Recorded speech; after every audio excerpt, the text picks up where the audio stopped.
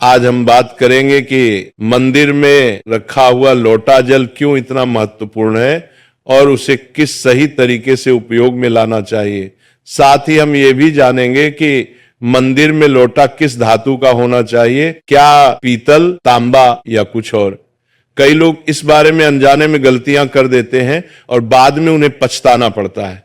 आज के प्रवचन में हम आपको बताएंगे कि इन गलतियों से कैसे बचें, क्योंकि इससे नुकसान हो सकता है। मंदिर में एक लोटा जल हमेशा सही तरीके से रखना चाहिए। अब बात करते हैं घर के दीपक की। क्या आपको तांबे, लोहे, पीतल, कांसे, स्टील या मिट्टी का दीपक रखना चाहिए? सही दीपक का चुनाव न करने पर भी घर में परेशानियां आ सकती हैं और दीपक की बाती का चुनाव भी जरूरी है। क्या कच्चा कलावा ठीक है या फिर रुई या सूती धागा सही रहेगा? इन छोटी छोटी बातों की अनदेखी से पितृ दोष, शनि दोष, काल सर्प दोष या गरीबी जैसी समस्याएं हो सकती हैं। अब बहुत से लोग ये सवाल पूछते हैं कि मुख्य द्वार पर जल छिड़कने का सही समय और तरीका क्या है? क्या इसे स्नान के बाद करना चाहिए या बिना स्नान के भी किया जा सकता है? और क्या झाजू लगाने से पहले जल छिड़कना चाहिए या बाद में? एक और सवाल जो अक्सर पूछा जाता है वह है, क्या मासिक धर्म के दौरान मुख्य द्वार पर जल छिड़क सकते हैं या दीपदान कर सकते हैं? और जब मुख्य द्वार पर जल चढ़ाएं तो इसे अंदर की तरफ से चढ़ाएं या बाहर की तरफ से? फ्लैट या किराए के घर में रहने वाले लोग भी पूछते हैं कि मुख्य द्वार पर दीपदान और जल छिड़कने का सही तरीका क्या है। आज की प्रवचन इन्हीं सवालों के जवाब पर आधारित है। सबसे पहले हम ये जानेंगे कि घर के बाहर और अंदर दीपक जलाने के क्या फायदे हैं। खासकर घर के बाहर दीपक जलाने से जो 5 बड़े फायदे होते हैं वो आपको चौंका सकते हैं। भगवान की पूजा में दीपक जलाने का महत्व तो सभी जानते हैं। हिंदू धर्म में देसी घी या सरसों के तेल का दीपक जलाना बेहद शुभ माना जाता है तथा तिल के तेल का दीपक भी जलाया जाता है। लेकिन भगवान के सामने दीप जलाना केवल पूजा का एक तरीका नहीं है, बल्कि घर के अंदर और बाहर दीप जलाने से कई लाभ मिलते हैं। दीपक जलाने से न केवल सकारात्मक ऊर्जा उत्पन्न होती है, बल्कि 5 बड़े फायदे भी मिलते हैं। तो आइए जानते हैं। नंबर 1, पृथ्वी से अंधकार दूर होता है। घर में दीपक जलाने से न केवल घर का अंधकार दूर होता है, बल्कि ये नकारात्मक ऊर्जा को भी घर से बाहर कर देता है। जहां दीपक जलता है वहां सकारात्मक ऊर्जा का वास होता है। स्वाभाविक है कि जहां सकारात्मक ऊर्जा होगी वहां भगवान का भी वास होगा। इसीलिए शाम होने से पहले दीपक जलाना शुभ माना जाता है। तेल से जलने वाले दीपक का असर उसके बुझने के बाद भी आधे घंटे तक बना रहता है, जबकि शुद्ध देसी घी का दीपक वातावरण को करीब 4 घंटे तक सकारात्मक रखता है। नंबर 2, दीपक जलाने का वैज्ञानिक लाभ। जब घर में शुद्ध घी या सरसों के तेल का दीपक जलता है तो उसके धुएं से घर के माहौल में सात्विकता आती है। यह धुआं हानिकारक कणों को नष्ट करता है और वातावरण को शुद्ध बनाता है। नंबर 3, सुख समृद्धि का वास। जिस घर में भगवान के सामने दीप जलाया जाता है वहां माता लक्ष्मी की कृपा बनी रहती है। ऐसे घर में सुख समृद्धि का वास होता है। दीपक को पूर्व दिशा में रखने से व्यक्ति दीर्घायु होता है और उत्तर दिशा में रखने से धन संपन्नता बढ़ती है। दीपक न केवल घर के अंधकार को दूर करता है, बल्कि हमारे जीवन को भी प्रकाश की ओर ले जाता है। नंबर 4, बीमारियों को दूर भगाने में मदद। घर में दीपक जलाने से बीमारियां आसपास नहीं भटकती। परिवार के सभी सदस्यों को स्वास्थ्य लाभ मिलता है। खासकर अगर दीपक के साथ एक लौंग भी जला दी जाए तो इसका असर 2 गुना हो जाता है। यह त्वचा संबंधी बीमारियों को दूर करने में मदद करता है। नंबर 5, शुभ शक्तियों को आकर्षित करना। सनातन धर्म के अनुसार जिस घर में सुबह शाम दीप जलाया जाता है वहां कभी अंधकार नहीं होता। ऐसा घर शुभ शक्तियों को आकर्षित करता है। जलता हुआ दीपक शुभ शक्तियों को चुंबक की तरह खींचता है, जो घर के लिए अत्यंत लाभकारी होता है। अब जानते हैं कि मुख्य द्वार पर जल छिड़कने का सही समय और विधि क्या है। अगर आप मुख्य द्वार पर जल चढ़ाते हैं तो आपको यह ध्यान रखना है कि जल को रात में सोने से पहले एक पात्र में भरकर रखना चाहिए। आप कोई भी पात्र ले सकते हैं, जैसे तांबे, पीतल, स्टील या चांदी का। यदि गंगा जल उपलब्ध हो तो उसे थोड़ी मात्रा में डालें और फिर शुद्ध जल से पात्र भर दें। अगर गंगा जल नहीं है तो केवल शुद्ध जल भी पर्याप्त है। इस जल से भरे पात्र को अपने घर की रसोई में रख दीजिए। सुबह उठकर इस जल का छिड़काव अपने घर के मुख्य द्वार पर करें। मुख्य द्वार पर सुबह सबसे पहले छिड़का गया जल घर की सभी समस्याओं को दूर करता है। यदि आप नकारात्मक ऊर्जा, मानसिक परेशानी, आर्थिक तंगी या वास्तु दोष से परेशान हैं, तो ये उपाय आपकी मदद करेगा। रसोई में रखा जल मुख्य द्वार पर छिड़कने से आपके घर की परेशानियां समाप्त हो सकती हैं। ये उपाय न केवल वास्तु दोष और पितृदोष को समाप्त करता है, बल्कि तंत्र मंत्र या बुरी नजर के प्रभाव को भी खत्म करने में सहायक है। इस उपाय को नियमित करने से घर में सुख समृद्धि बनी रहती है और बीमारियों से भी मुक्ति मिलती है। आपको ये जल सूर्योदय से पहले मुख्य द्वार पर छिड़कना चाहिए। अगर सूर्योदय के बाद आप मुख्य द्वार को अन्य जल से धोना चाहे तो ये कोई समस्या नहीं है, लेकिन ये विशेष जल सूर्योदय से पहले ही छिड़क दिया जाना चाहिए। अब कई लोग पूछते हैं कि क्या ये जल छिड़कने से पहले स्नान करना जरूरी है या बिना स्नान किए भी इसे किया जा सकता है? देखिए, जो जल हम सुबह मुख्य द्वार पर छिड़कते हैं वो एक महत्वपूर्ण उपाय है। इसे स्नान करने के बाद करना आवश्यक नहीं है। सुबह जल्दी उठें, सबसे पहले रसोई में जाएं और पहले से रखे जल को लेकर मुख्य द्वार पर जाएं। मुख्य द्वार खोलें और इस जल का छिड़काव करें। जल छिड़कते समय अपने पितरों और मां लक्ष्मी का ध्यान जरूर करें। ऐसा कहा जाता है कि सुबह सुबह मां लक्ष्मी हर घर के द्वार पर आती हैं। जिन घरों के द्वार खुले होते हैं और जहां जल का छिड़काव किया गया होता है, वहां मां लक्ष्मी प्रवेश करती हैं। जल छिड़कते समय अपने मन में मां लक्ष्मी से प्रार्थना करें, मां लक्ष्मी कृपया मेरे घर में प्रवेश करें, मैं आपका स्वागत करने के लिए तैयार हूं। इसके बाद पितरों का ध्यान करें, क्योंकि घर की दहलीज को पितरों का वास स्थान माना जाता है। जब आप दहलीज पर जल छिड़कते हैं तो पितर प्रसन्न होते हैं और उनका आशीर्वाद आपको मिलता है। स्नान करने की आवश्यकता नहीं है, आप बिना स्नान किए भी यह कार्य कर सकते हैं। अब आपके अगले प्रश्न की बात करें, क्या जल का छिड़काव झाड़ू लगाने के बाद करना चाहिए या पहले? इसका उत्तर यह है कि सुबह उठने के बाद सबसे पहला कार्य जल का छिड़काव करना चाहिए। इसके बाद आप झाड़ू लगा सकते हैं। सुबह उठते ही सबसे पहले बिस्तर पर बैठकर अपने दोनों हथेलियों को देखें और मां लक्ष्मी का ध्यान करें। यदि चाहे तो निम्न मंत्र का उच्चारण कर सकते हैं। कराग्रे वस्ते लक्ष्मी कर मध्य सरस्वती कर मूल तू ब्रह्मा प्रभाते कर दर्शनम। फिर दोनों हाथ जोड़कर देवी देवताओं को प्रणाम करें। इसके बाद हाथ से धरती को स्पर्श कर प्रणाम करें और धीरे से अपना दाहिना पांव जमीन पर रखें। फिर रसोई में जाकर जल लें और मुख्य द्वार पर जल छिड़कें। जल छिड़कते समय मां लक्ष्मी और पितरों का ध्यान अवश्य करें। उसके बाद आप अपने घर के अंदर आकर अपनी दिनचर्या जैसे झाड़ू लगाना, स्नान करना आदि कर सकते हैं। अब कुछ लोगों का यह सवाल होता है कि क्या जल छिड़कने के बाद मुख्य द्वार की सफाई की जा सकती है? तो हां, आप ऐसा कर सकते हैं। पहले रसोई में रखा जल मुख्य द्वार पर छिड़क दें। इसके बाद अतिरिक्त पानी लेकर मुख्य द्वार की अच्छे से सफाई झाड़ू या पानी से कर सकते हैं। कुछ लोग पूछते हैं कि अगर वे फ्लैट या किराए के कमरे में रहते हैं तो जल का छिड़काव और दीपदान कहां करें?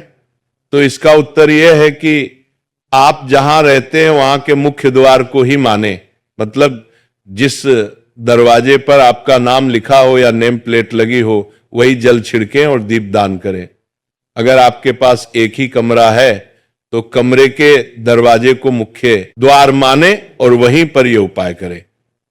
अब अगला सवाल यह है कि क्या मासिक धर्म के दौरान मुख्य द्वार पर जल छिड़का जा सकता है और दीपदान किया जा सकता है? जल छिड़कने के लिए मासिक धर्म का कोई असर नहीं होता। आप जल छिड़क सकती हैं, लेकिन दीपदान कार्मिक पूजा में आता है जो बिना शुद्धता के नहीं किया जा सकता। इसका मतलब यह है कि मासिक धर्म समाप्त होने के बाद ही दीपदान करें। इसके अलावा कुछ लोग पूछते हैं कि मंदिर में जल रखना जरूरी है या नहीं और रखा हुआ जल क्या करना चाहिए। तो शास्त्रों के अनुसार घर के मंदिर में एक लोटा जल रखना बहुत जरूरी है। जल ऊर्जा को संचित करता है। जब आप पूजा करते हैं, मंत्र जपते हैं या भगवान से प्रार्थना करते हैं तो इन सभी की ऊर्जा उस जल में समाहित हो जाती है। यही कारण है कि मंदिर में जल रखना आवश्यक है। सुबह की पूजा के दौरान 1 लोटा जल मंदिर में रखें और दीपक जलाएं। यह अग्नि और जल के संतुलन का प्रतीक है। पूजा के बाद इस जल का उपयोग शुभ कार्यों में करें, जैसे पौधों में डालना या घर में छिड़काव करना। यह सकारात्मक ऊर्जा को बढ़ाता है। सुबह की पूजा के समय हम मंदिर में जल रखते हैं। अगली सुबह जब आप पूजा करने जाते हैं तो सबसे पहले उस जल का उपयोग करें। आप पूरे घर में उस जल का छिड़काव कर सकते हैं। यह जल आपके घर को शुद्ध करता है, क्योंकि यह सकारात्मक ऊर्जा से भरा होता है।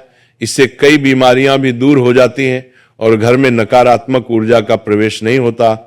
अगर आप नियमित रूप से इस जल का छिड़काव करते हैं तो आपके घर की समस्याएं धीरे धीरे खत्म हो जाती हैं।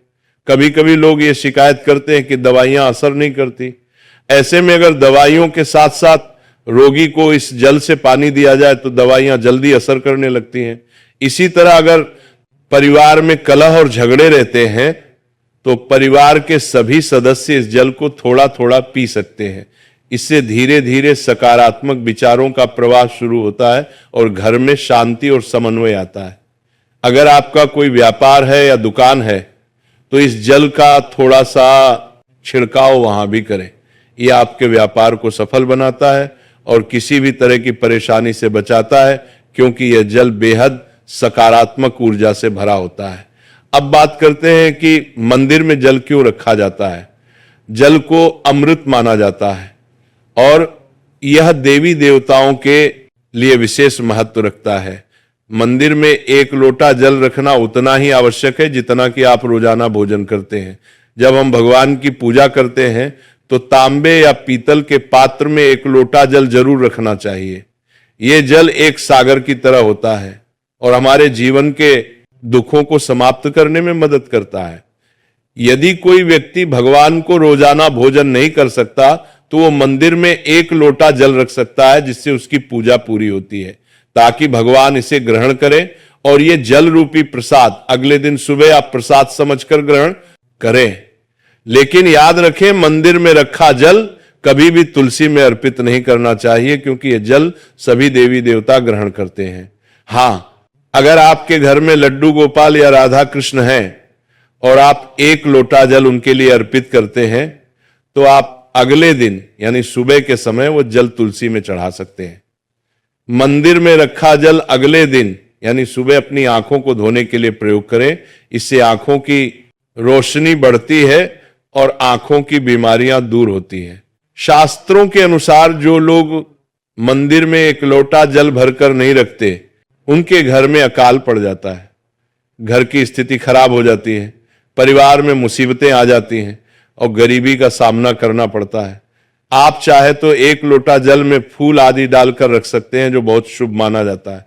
मंदिर में रखा जल का एक और उपयोग यह है कि इसे घर की रसोई में, खाना बनाने में या पीने में भी प्रयोग कर सकते हैं। लेकिन यह जल तभी इस्तेमाल करें जब आपके घर में सात्विक भोजन बनता हो। अगर लहसुन या प्याज का इस्तेमाल होता है तो इस जल का प्रयोग खाना बनाने में नहीं करें। इस जल को परिवार के सभी सदस्य थोड़ी मात्रा में पी सकते हैं और बचा हुआ जल आप घर के पौधों में डाल सकते हैं। ये जल व्यर्थ नहीं होता, इसके बहुत सारे उपयोग होते हैं। अगर हम सही तरीके से इसका प्रयोग करें तो ये हमारे जीवन की परेशानियां को सुलझा सकता है।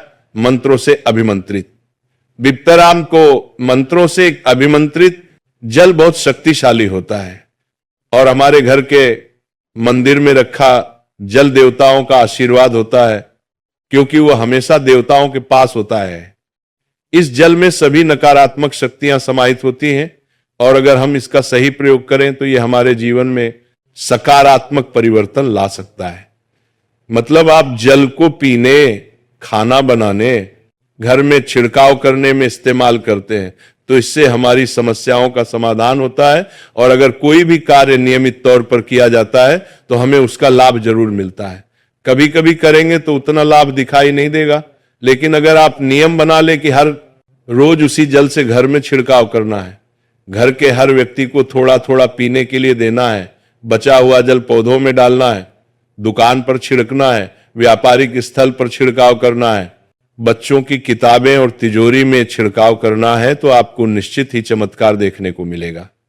इसी तरह से जो रसोई में रखा हुआ जल होता है, उसका छिड़का आप अपने घर के मुख्य द्वार पर रखें तो इसका लाभ बहुत जल्दी दिखाई देगा।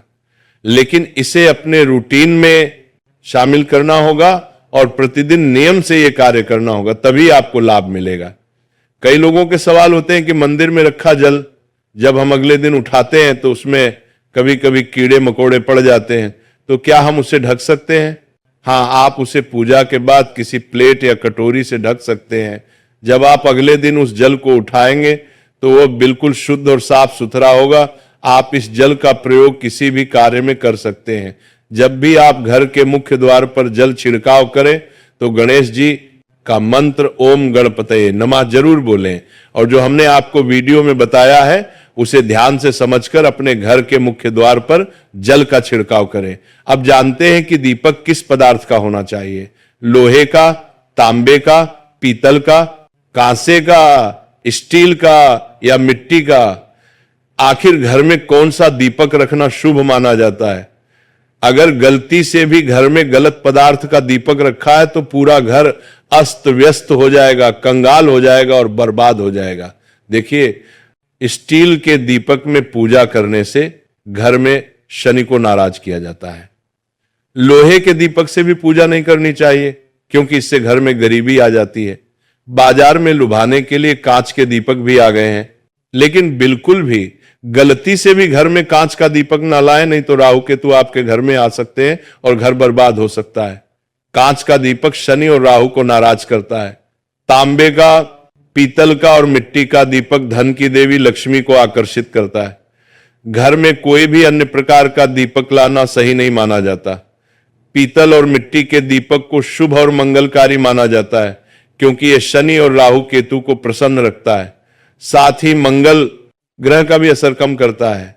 कच्चा कलवा और रुई से जलने वाला दीपक सर्वोत्तम होता है। जो लोग सूती धागे से हाथ पर बांधने वाली बाती तैयार करते हैं उनके घर में समस्याएं और गरीबी आ सकती हैं। रुई और कच्चा कलवा का दीपक ही शुभ माना जाता है। अब जानते हैं मंदिर में घंटी क्यों बजाई जाती है?